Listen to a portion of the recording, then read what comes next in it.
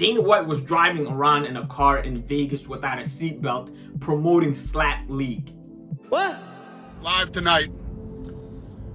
And you can now bet on Power Slap too. So not right now on the show, but when we do the live event in March, you'll be able to bet on that.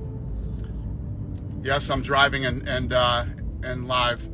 I know some of you guys will be fucking crying about that. Oh, he's driving and he's live and he doesn't have a seatbelt on. What's happening, everyone? Welcome back to Hassan's Hits. If you have not already subscribed, can you please hit that subscribe button? And if you have already subscribed, thank you for the support. Should Dana White still be promoting the UFC?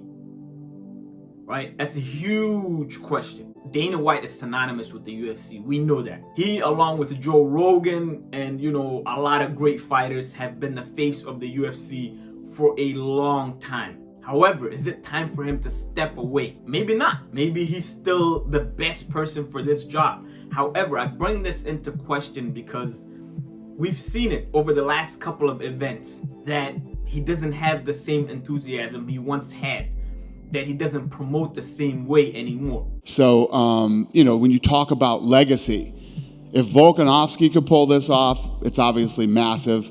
And if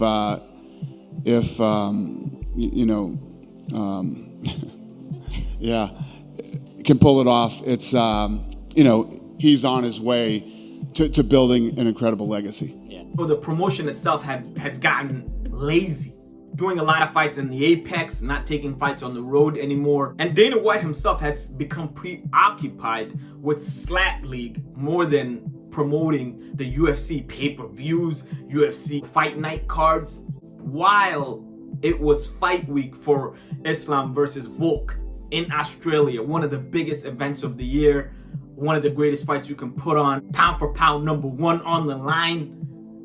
Dana White was driving around in Las Vegas without a seatbelt, promoting Slap League instead of that event. Twin Peaks, PT's Pubs, it's at Caesars, it's at all the MGM Barrage, they're all playing it. So live tonight. And you can now bet on Power Slap too. So not right now on the show, but when we do the live event in March, you'll be able to bet on that.